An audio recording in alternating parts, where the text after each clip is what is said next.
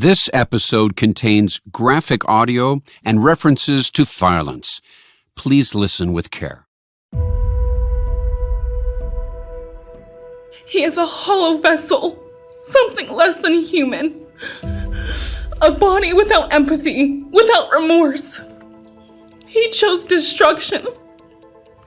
He chose evil. He feels nothing. For the first time, Dylan Mortensen, one of the two surviving roommates in the house on King Road, courageously spoke in court about her grief and trauma as the murderer of her friends sat facing forward with no emotion. He tried to take everything from me. My friends, my safety, my identity, my future. He took their lives, but I will continue trying to be like them to make them proud. On Wednesday, a shackled Bryan Kohberger, who admitted earlier this month to the mass murder of University of Idaho students Kaylee Gonzalez, Madison Mogen, Xana Kernodle, and Ethan Chapin, was forced to hear the cries, the anguish, the frustrations, and the righteous anger of the loved ones left behind at his sentencing hearing in Boise. Today we are here to prove to the world that you picked the wrong families. Instead, I will call you what you are. Sociopath, psychopath, murderer. We are done being victims.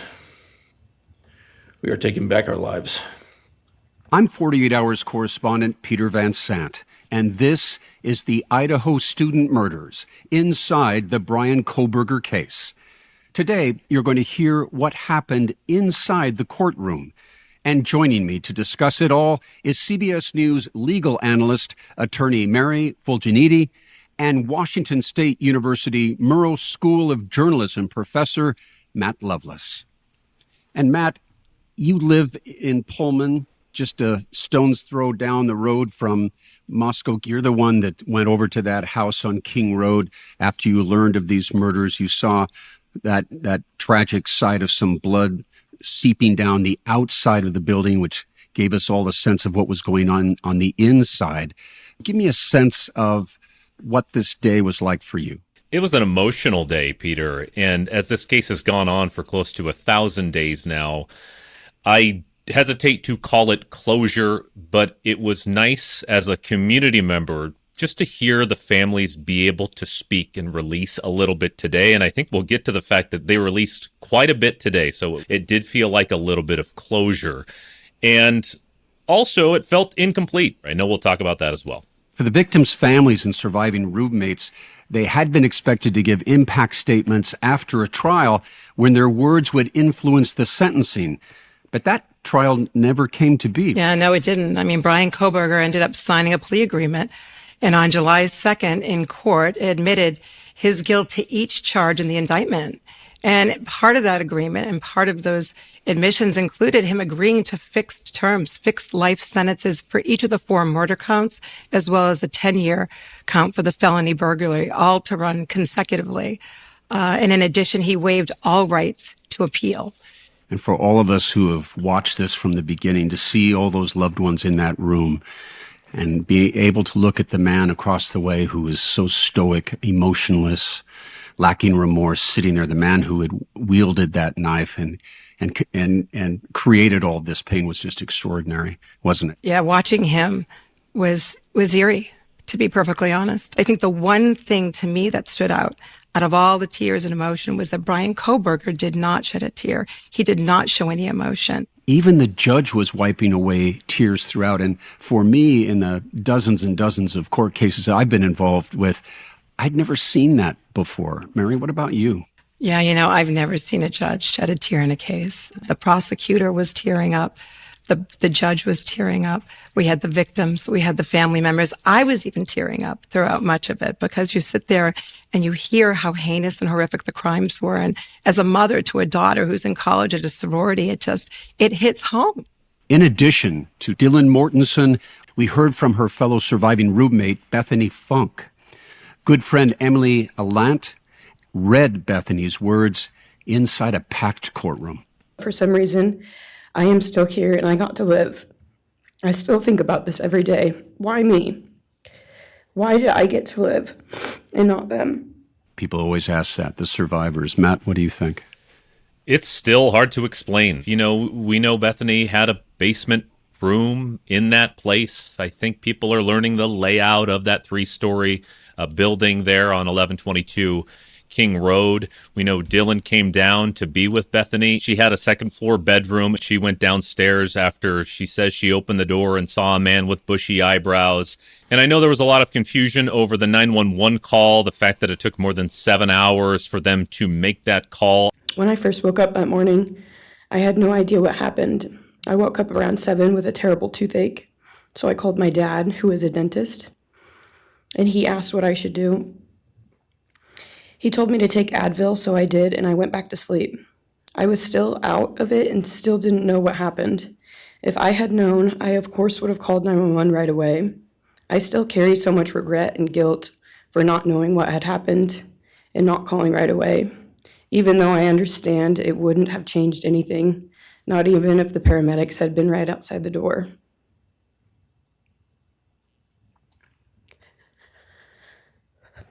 I was so frantic that morning and scared to death, not knowing what had happened. And when I made the 911 call, I couldn't even get out the words. And from then on, I don't remember a thing. It was like my brain wiped that whole memory. That was the worst day of my life. And I know it always will be. You know, much of the information in this case, it's sort of been that leaky faucet. We'll get a drip here and a drip there and a drip there. And one of those drips came recently as we found out a little bit more about why there was so much chaos on that call. There's still a lot of confusion, but we hear some context now from the Amazon series about how friend Emily Allant, friend Hunter Johnson, and another friend had come, and how Hunter had found Ethan and Xana and reported that they should call the police for an unconscious person, essentially sparing his friends the trauma of knowing what happened. And we also know now that at the time, they weren't even aware that Maddie and Kaylee had been killed as well. And so we are just beginning to learn this little trickle of information about what had happened that morning. And it is starting to make a lot more sense. And while Bethany did not attend, we learned more from Dylan, who lived on the second floor of the house. And she sat down at the prosecutor's table and took moments to compose herself. Dylan, just take your time, all right?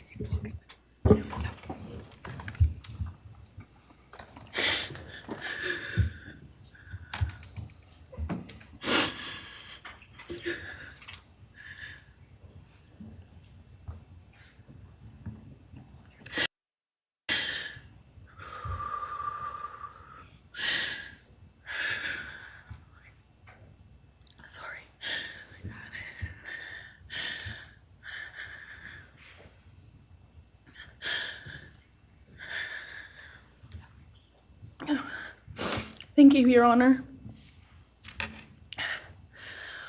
And the presentation that Dylan Mortensen had in that courtroom, this was a young teenage girl at the time of these murders, overwhelmed by what had happened there, and she had been savaged in social media. Well, the Dylan Mortensen that showed up today was mature and eloquent and profound and so impressive. I was barely 19 when he did this. We had just celebrated my birthday at the end of September. I should have been figuring out who I was.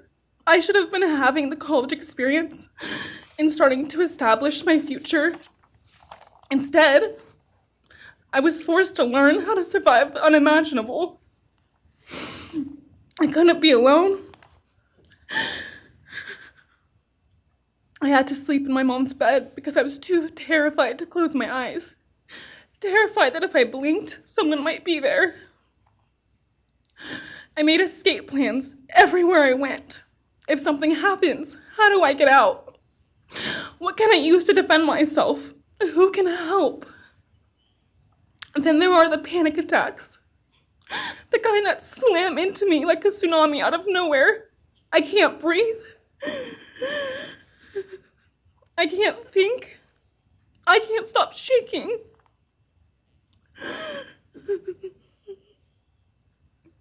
All I can do is scream, because the emotional pain and the grief is too much to handle. My chest feels like it's caving in. The enormous consequence of murder was just expressed there. And I hope those who tortured this young woman take a moment perhaps to send off something kind now that you know the context of what had happened, because she doesn't deserve anyone's scorn. She didn't speak at the sentencing hearing about what she saw that day, mostly just talking about the pain she continues to endure. We got to hear her talk about a lot of the coverage that was about her early on in the coverage of this case, and it was just devastating to hear.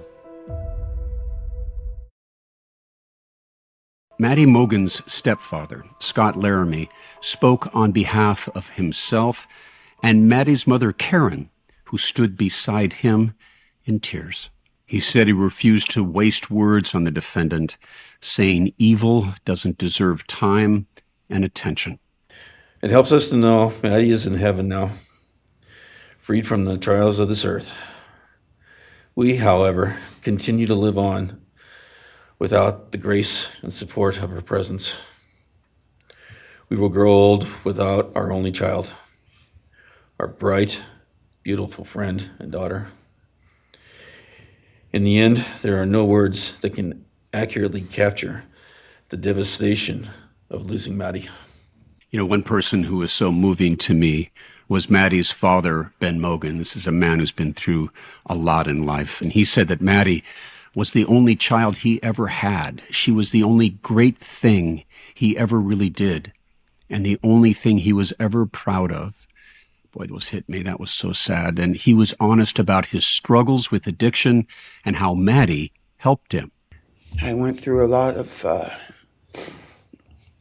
issues with addiction and with substance abuse, and when I wasn't wanting to live anymore, she was what would keep me from just not caring anymore, and knowing that she was out there and that she was just such a beautiful person kept me alive a lot of rough moments. And for her father, Maddie helped put him back on the rails. And even though she's lost her life, in some ways, she has saved his. And that was very poignant. Ben Mogen, Scott Laramie, and Maddie's paternal grandmother expressed their support of the plea agreement. Now, in contrast, Kaylee Gonzalez's family has been outspoken about their disappointment about that plea deal agreement. Her father, Steve, called it a deal with the devil and has called out the prosecution and judge in the case. When Steve Gonzalez got up to speak, he dramatically turned the podium in the direction of Kohberger. Today, we are here to finish what you started. Today, you've lost control.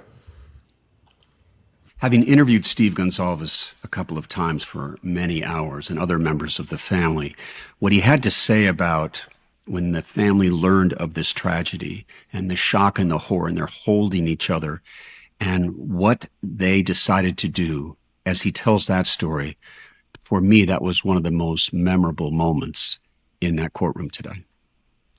My kids turned around, looked at me and said, "What do we do, Dad?" I told them, "You get to work. You get your ass to work." And we started calling, we started texting, we started emailing. And you know what? Within hours, we had your white car on the camera. We knew from the very beginning we had you. Police officers tell us within minutes they had your DNA, like a calling card. You were that careless, that foolish, that stupid.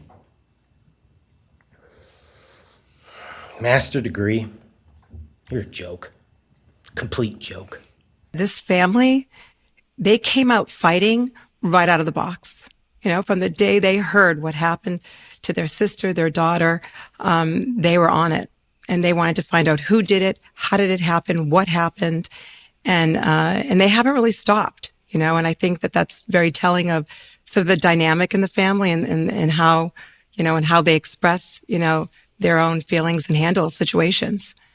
Kaylee's older sister, Olivia, who I've met along the way, who had done such research and found breakthroughs in this investigation, and listen to what she had to say. I will ask the questions that reverberate violently in my own head, so loudly that I can't think straight most any day. Some of these might be familiar, so sit up straight when I talk to you.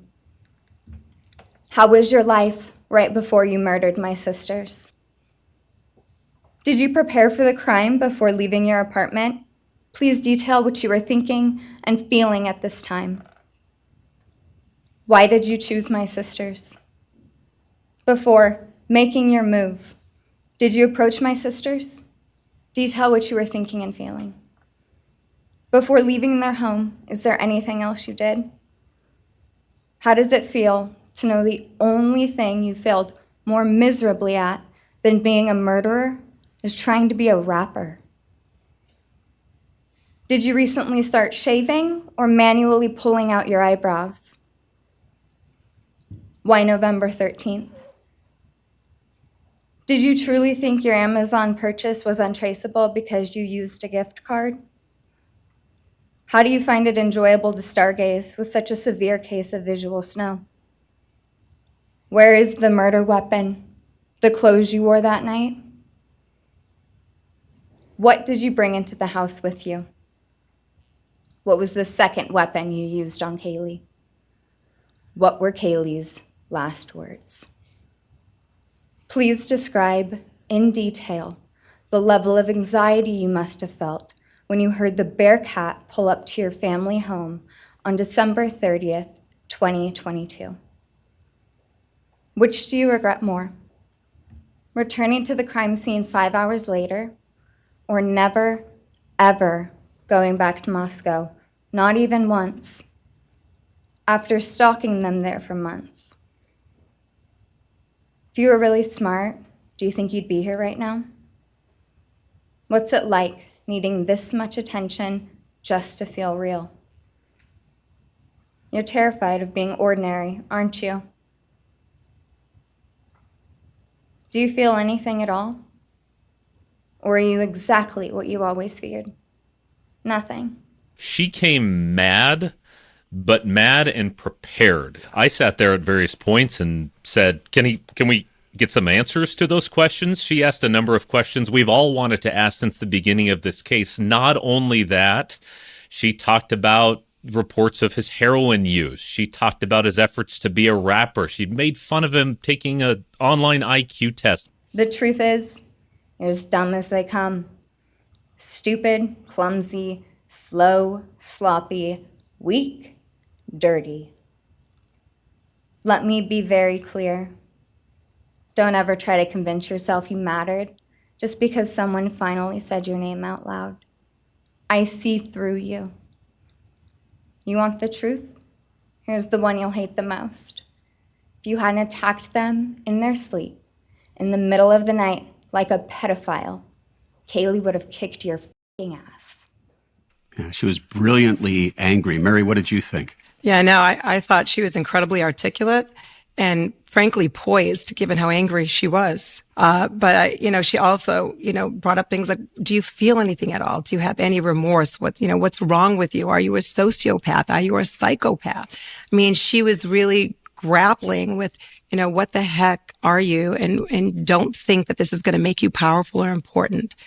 And I'm a little shocked that the judge sort of allowed that vilification, but she clearly got across how she was feeling and what she and the family, I think, wanted to know. And following Olivia's blistering comments, Kaylee's mother, Christy, also called him a loser and referenced the death penalty, which had been taken off the table when Kohberger took that plea agreement. While I'm disappointed the firing squad won't get to take their shots at you, I'm confident that the men in prison will have their way with you in more ways than one. You will finally get what you wanted. Physical touch. Just probably not how you were expecting it. See, you haven't beat the system. You've simply entered a new one, where the rules are cruel and the consequences will never end.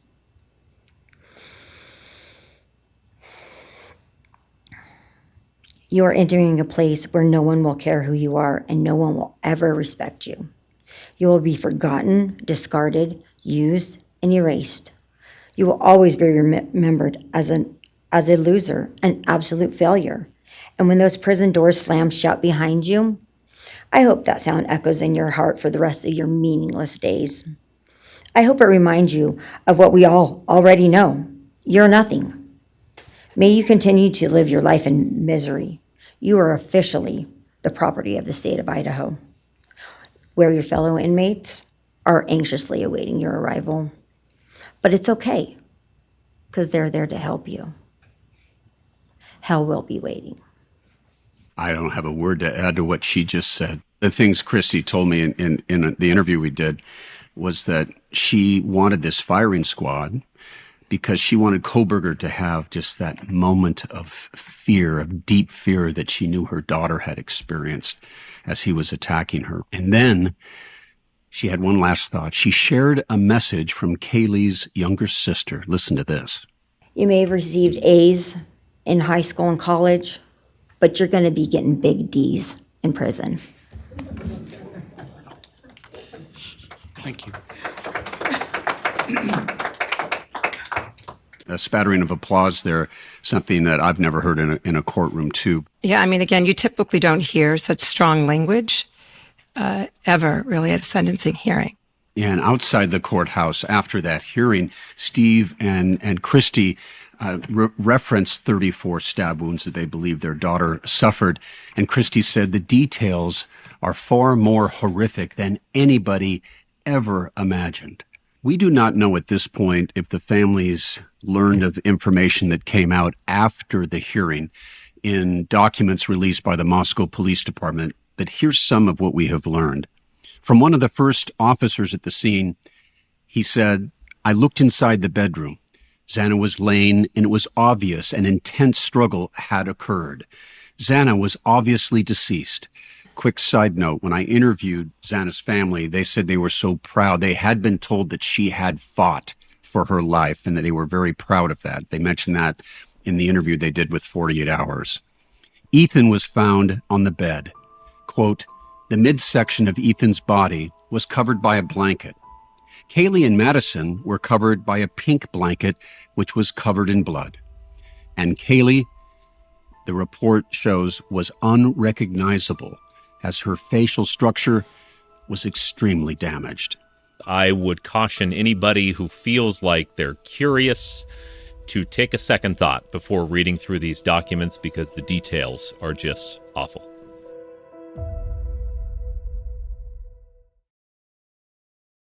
And as far as Xana Kernodle's family, the court heard from her father, Jeff, and her sister, Jasmine. I walk with the comfort of knowing I will see my sister again. Xana didn't get the future she deserved. She won't be the maid of honor at my wedding, the cool aunt to my future children. I'll never hear her laugh or see her light up a room ever again. But I will carry her with me for the rest of my life. I will live in her honor, fight to be the best kind of woman and someone she's proud of, to make sure the world never forgets who she was. Xana's story doesn't end with what was taken from her. Aunt Kim spoke of forgiveness at this hearing, one of the few people who did. Bryan, I'm here today to tell you I have forgiven you because I no longer could live with that hate in my heart. And for me to become a better person, I have forgiven you. And anytime you want to talk and tell me what happened, get my number. I'm here, no judgment, because I do have answers or questions that I want you to answer. And I'm here. I'll be that one that'll listen to you, okay? And then in contrast, Xana's stepfather, Randy Davis, he turned to Kohberger with disgust. He did not have forgiveness on his mind. I want to just be out in the woods with you just so I can teach you about loss and pain. I love God. I wouldn't take your life. That's up to him. But I guarantee you, you are weak. God, I would just give a moment, man, 5 minutes out in the woods. man. You're going to go to hell. Xana Kernodle's mom, Kara Northington, also spoke. She has been open about her struggles with addiction. She previously said she hit rock bottom and relapsed when Xana was killed and went to jail. She is now sober and has spoken recently about how her faith has helped her cope with this tragedy. However, Ethan Chapin's parents and siblings were not in court. Ethan's father, Jim Chapin, said last week that he preferred to spend this time on their boat with his children. Ethan was a triplet, and his brother Hunter and sister Maisie also attended the University of Idaho.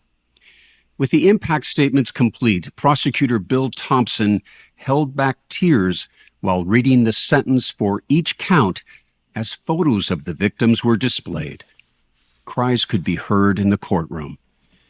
He then showed that photo we all know so well of the roommates on that game day weekend taken just hours before the murders. He called them a family. The prosecutor said Kohberger would die in prison. Kohberger was given the opportunity to speak. This was a moment all of us were waiting for, and here's what it turned out to be. All right, Mr. Kohberger, you have an opportunity to make a statement if you wish to. I take it you are declining.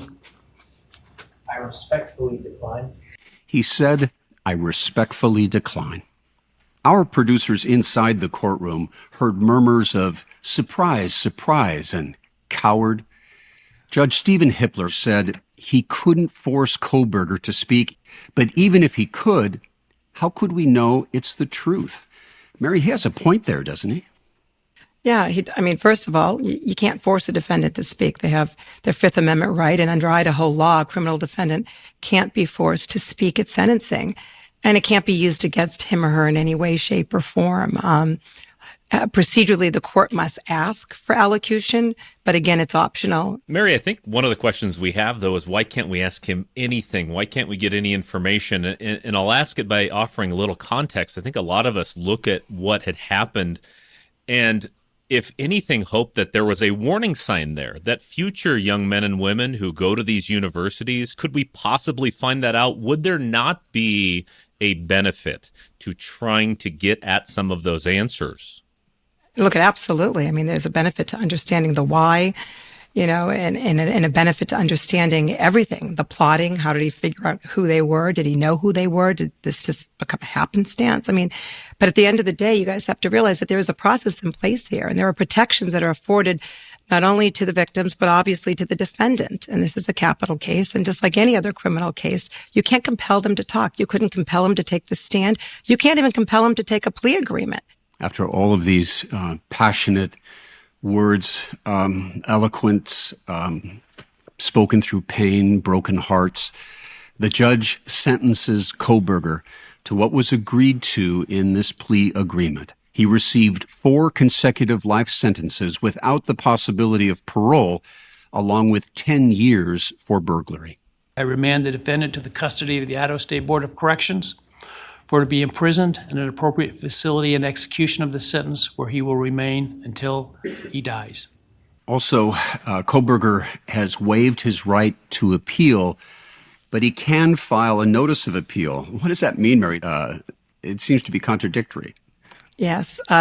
Under the law, and this is the Supreme Court of the United States, if a defendant asks to file a notice of appeal, his attorneys must do so. And failure to do so is a huge procedural problem they have found. But it's really done to protect those defendants that might not have entered into a waiver of appeal voluntarily, or who might not have pled guilty knowingly and voluntarily. So here, although he has the right to file that notice of appeal, and they must do so if he asks, I predict that an appellate court, if he did, would look at the basis for the waiver and make sure that it's adequate, and determine that it was in this case, and that the waiver was knowing and voluntary, and therefore reject any appeal. We've touched on this a bit, but at this point, after hearing all that people had to say and all the questions they still have, everyone wonders, why did Bryan Kohberger murder Maddie, Kaylee, Xana, and Ethan? Even President Trump weighed in days before the hearing, posting on Truth Social, I hope the judge makes Kohberger, at a minimum, explain why he did these horrible murders. There are no explanations. There is no nothing. At a presser, Lieutenant Darren Gilbertson of the Idaho State Police said, "We have never, to this date, found a single connection between him and any of the 4 victims or the 2 surviving roommates." Detectives also said they found no social media connection between Kohberger and the victims. There was also evidence he wiped his devices, regularly using software to clean, and he also used VPN. And we also heard that they never found the weapon, they never found the clothes he was wearing that night. But I think what we do know is that he's going to that area over 20 times. So there had to have been some connection. He's going to that area. He's doing something. And it's not like he's going to random areas. He's going to that particular area. So you don't always know the answer to all the questions. But I would suspect there's some connection at some point along the way, and we might just never know what it was. Judge Hippler acknowledged the public's need to understand the why. I share the desire expressed by others to understand the why. But upon reflection, it seems to me, and this is just my own opinion, that by continuing to focus on why, we continue to give Mr. Kohberger relevance. We give him agency and we give him power. The need to know what is inherently not understandable makes us dependent upon the defendant to provide us with a reason, and that gives him the spotlight, the attention, and the power he appears to crave. Finally, after all of this time, the judge lifted the gag order on this case. When can we expect to learn new details? What does it mean now that the gag order is gone? Well, it means that people can talk, right? You're going to hear a lot of people talking. You could hear some of the victims and the roommates talking, and the police and investigators can all now speak about the case and their investigation, the facts, evidence, whatever they found. When it comes to the documents that are sealed, though, the judge made it very clear that he was going to wait until obviously this notice of appeal time lapsed before he would actually review those and decide what to unseal and not to unseal. But that time period is about 42 days. And so I think once that time period lapses, we're going to see the judge looking at these documents closely and then hopefully releasing some that will hopefully answer some questions that everybody's been asking. And a number of these documents are already revealing initial reports from arriving at the scene, conversations with family members. You know, as much as we talk about closure in this case, I think what people need to understand is we're going to start seeing body cam footage of at least conversations with witnesses and people standing outside. A lot of information is going to come out. And as of this recording, the Moscow Police Department just posted its police reports and other documents on its website. As more information comes to light, we will continue to keep you up to date on this perplexing, disturbing case. And we'll leave it at that for today. Mary and Matt, thank you so much for taking the time to speak with me. And thanks to all of you for listening. I'm Peter Van Sant.